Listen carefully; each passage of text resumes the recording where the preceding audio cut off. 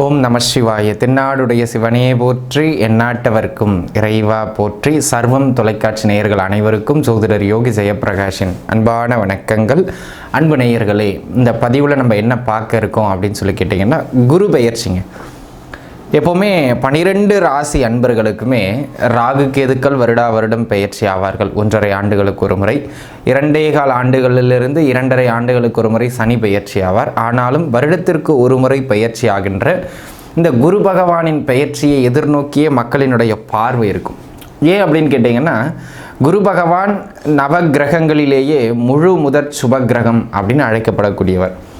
இவருடைய பெயர்ச்சி எப்பொழுதுமே நற்பலன்களையே அதிக அளவில் வழங்கும் என்று மக்களிடையே பரவலான ஒரு நம்பிக்கை உண்டு. அதுக்கு ஒரு உதாரணம், குருபலம் வந்தால் திருமணம் ஆயிரும், குருபலம் வந்தால் வீடு கட்டிடுவோம், குருபலம் வந்தால் வீட்டில் சுப நிகழ்வுகள் நடக்கும். இந்த மாதிரியான நம்பிக்கை மக்களுடைய ஜோதிடம் பற்றி அறிந்த அடிப்படை மக்கள்கிட்ட கூட இந்த எண்ணங்கள் விரவி இருக்கிறது.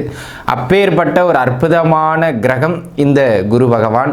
அனைத்து விதமான சுபிட்சங்களையும் வழங்கக்கூடிய இந்த குரு பகவான் 12 ஆண்டுகளுக்கு ஒரு முறை தன்னுடைய உச்ச வீடான கடகத்திற்குள்ளாக வலுப்பெறுவார். எப்பொழுதெல்லாம் ஒரு இயற்கை சுபகிரகம் வலுப்பெறுகிறதோ அது சமூகத்திற்கும் சரி, தனி மனிதனுக்கும் சரி நன்மையை செய்ய கடமைப்படுகிறது. அந்த விதத்தில் 12 ஆண்டுகள் கழித்து தற்பொழுது மிதுனத்தில் வீற்றிருக்கின்ற இந்த குரு பகவான் கடகத்திற்குள்ளாக நகர்ந்து உச்ச வலு பெறப்போகிறார். கிட்டத்தட்ட ஒரு 10 மாதங்களுக்கு மேலாக அந்த கடக வீட்டில் அவர் நிலை கொள்ள இருக்கிறார். இந்த 10 மாதங்களும் ஒரு நல்ல ஏற்றமான ஒரு சூழலை உங்களுக்கு பெற்றுக் கொடுக்கும். ஆக இயற்கை சுபகிரகம் வலுவடைந்த குரு கடகத்தில் அமர்ந்து தன்னுடைய 5ஆம் பார்வையாக விருச்சகத்தை பார்க்கிறார், தன்னுடைய 7ஆம் பார்வையாக மகரத்தை பார்க்கிறார், தன்னுடைய 9ஆம் பார்வையாக மீனத்தை, தன் வீட்டை தானே பார்க்கிறார். இந்த அமைப்புகளில் பெயர்ச்சியாகின்ற இந்த உச்ச குரு பகவானினுடைய பெயர்ச்சி உங்களுக்கு எங்கு நன்மையை தரும், எங்கு நீங்கள் கவனமாக இருக்கணும், இந்த 2 விஷயத்தை தான் நம்ம வலுப்பெற்று பார்க்க இருக்கிறோம். சரிங்களா? இப்பொழுது உங்களுடைய நட்சத்திரத்திற்கு 27 நட்சத்திரக்காரர்கள் இருக்கிறீங்க. உங்களுடைய ஒரு ராசிக்குள்ள ஒரு நட்சத்திரம் இருக்கும் இல்லையா, அந்த நட்சத்திரத்திற்கான பலாபலன்கள் நம்ம பார்க்க இருக்கோம். உங்கள் நட்சத்திரத்திற்கு இந்த குரு பெயர்ச்சி என்ன விதங்களில் சப்போர்ட் பண்ணும், என்ன இடங்களில் நீங்கள் கொஞ்சம் நிதானிச்சிருக்கணும், அவ்வளோதாங்க. இதை தான் நம்ம இப்போ விரிவாக பார்க்க போகிறோம். இது கூடவே உங்கள் ஜாதக தசாபுக்திகளையும் நீங்கள் தனிப்பட்ட முறையில் பார்த்துக்கிறது உங்களுடைய விருப்பம். ஏன்னா அது முழு பலன், இது பொது பலன். சரிங்களா அன்பர்களே? உங்களுடைய ஜென்ம நட்சத்திரத்திற்கு குருவின் பெயர்ச்சி என்ன ஏற்றங்களையும் மாற்றங்களையும் தருகிறது, விரிவாக பார்க்கலாம் வாருங்கள். அஸ்வினி நட்சத்திரத்து அன்பர்களே, வருகின்ற ஜூன் மாதம் 2ஆம் தேதி பெயர்ச்சி பெறுகின்ற இந்த குரு பகவான் உங்களுடைய நட்சத்திரத்திற்கு 4ஆம் வீட்டிற்குள்ளாக பெயர்ச்சி அடைகிறார். உங்கள் நட்சத்திரம் இருக்கிற வீட்டிலிருந்து 4ஆம் வீட்டுக்குள்ளே பெயர்ச்சி அடைகிறார். எப்பொழுதுமே 4ஆம் இடம்ங்கிறது குருவுக்கு ஒரு மத்திய பலன் தான். ஆனாலும் உங்கள் பாக்யாதிபதி அங்கு வலுப்பெறுவது சிறப்பு.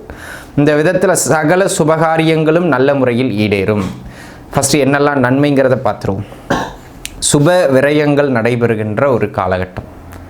அந்த சுப விரயம் எதுக்கெல்லாம் இருக்கும்? நாளில் குரு அமருகிறார், 12ஐ பார்க்கிறார். ஒரு இடம் வாங்கிறதுக்காக செலவு பண்ணுறது, வண்டி வாகனங்கள் வாங்குவதற்காக செலவு பண்ணுறது, ஒரு சொத்து சேர்க்கைக்காக செலவு பண்ணுறது, ஒரு முக்கியமான பொருட்சேர்க்கைக்காக. இப்போ ஒரு உதாரணத்துக்கு ஒரு வாஷிங் மிஷின் வாங்குறோன்னா அதுவும் ஒரு செலவு தான். ஒரு 25,000-30,000 ஆகும். அது எல்லாம் டக்குன்னு வாங்கிட முடியாது இல்லையா? அந்த மாதிரி ஒரு விலை மதிப்புமிக்க பொருட்களின் சேர்க்கை செய்து சுப விரயங்கள் செய்கின்ற காலம். இந்த மாதிரி சுப விரயங்களை அதிக அளவு ஏற்படுத்தும். அந்த விரயங்கள் நல்ல விரயம், மகிழ்ச்சியான விரயம். 2வது, பெண்களுக்கு ஆபரண சேர்க்கை. நீண்ட நாளாக இந்த நகை எடுக்கணும், இந்த ஒரு விஷயத்தை செய்யணும் அப்படின்னு நினச்சிக்கிட்டு இருந்திருப்பீங்க. அந்த நகை ஆபரணங்கள் வாங்குகிற அமைப்பு பெண்களுக்கு உண்டு. பெண்களின் கரம் சற்று குடும்பத்தில் மேலோங்கிய வண்ணம் காணப்படும். இந்த ஆண்டினை பொறுத்த மட்டிலும் நீண்ட நாளாக வீடு கட்டுறதையே ஒரு கொள்கையாக வச்சுக்கிட்டு இருந்த அல்லது கனவாக வச்சுக்கிட்டு இருந்த அன்பர்களுக்கு இந்த ஆண்டு வீடு கட்டுறதுக்கான வாய்ப்புகள் நல்ல முறையில் கிட்டும். அந்த விதத்தில் இது ஒரு நல்ல மேன்மையான காலகட்டம். அப்படியே வேலை பக்கம் வாங்க. சொந்த ஊரை விட்டுட்டு வெளி மாநிலம் அல்லது வெளிநாடு, வெளியூர்னு வெளியிடங்களுக்கு யாரெல்லாம் பெயர்வு பெறுவதற்கு முயற்சிக்கிறீங்களோ அவங்களுக்கு இந்த காலகட்டம் வெளியூர் முயற்சிகளில் வெற்றியை ஏற்படுத்தி தரும். தாராளமாக நீங்கள் முயற்சிக்கலாம்.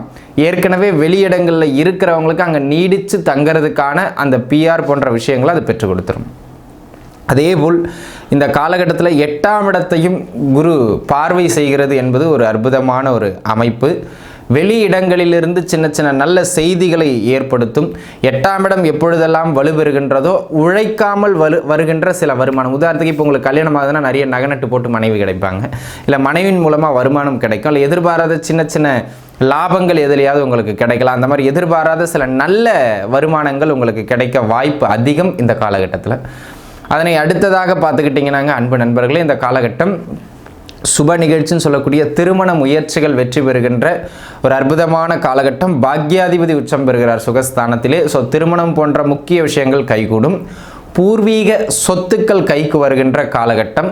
கல்வியில் இருந்து வந்த மந்தத்தன்மை விலகி ஓரளவுக்கு படிப்பில் பிள்ளைகளுக்கு ஆர்வம் மேலோங்கக்கூடியது மாதிரியான ஒரு காலமாக இது அமைகிறது. ஏற்கனவே விரயச்சனையினால் கொஞ்சம் மருத்துவ செலவுகள் நடந்துக்கிட்டு இருக்கும். அந்த மருத்துவ செலவுகள் இப்போ வீரியம் குறையும், ஆனால் தீராது. இதேனும் ஒரு விதத்தில் ஏதாவது ஒரு உடல்நல தொந்தரவுகள் சின்ன சின்னதாக இருக்கும். பெருசாக இருந்த தொந்தரவை இந்த குரு குறைப்பார்.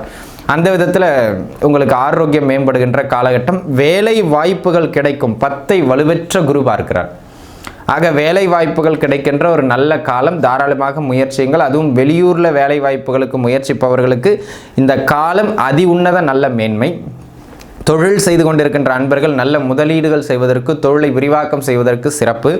விரயச்சனியே போய்கிட்டு இருந்தாலும் அந்த விரயங்களை தாண்டி அந்த விரயத்தை ஈடுகட்டுகிற அளவுக்கு வருமானத்தை இந்த குரு பெயர்ச்சி உங்களுக்கு பெற்றுக் கொடுத்து விடும் அப்படிங்கிறதுல எந்த விதமான மாற்று கருத்தும் கிடையாது.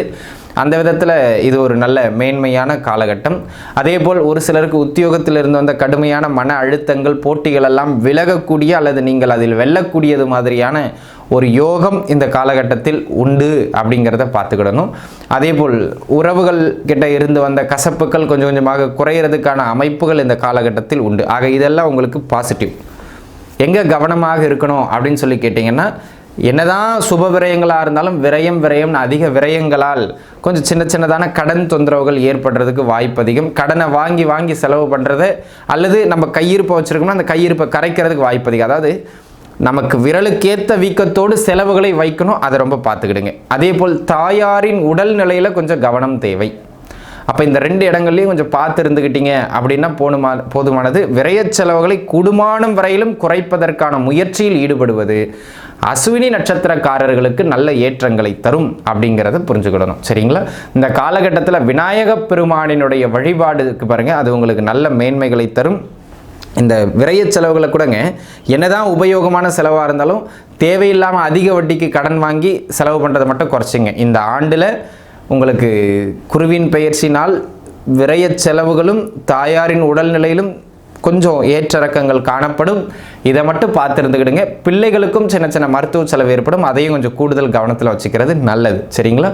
ஆக இந்த குரு பெயர்ச்சி இனிய பெயர்ச்சியாக அமைய வாழ்த்துக்கள். நன்றாக இருப்பீர்கள். வாழ்க வளமுடன். நன்றி.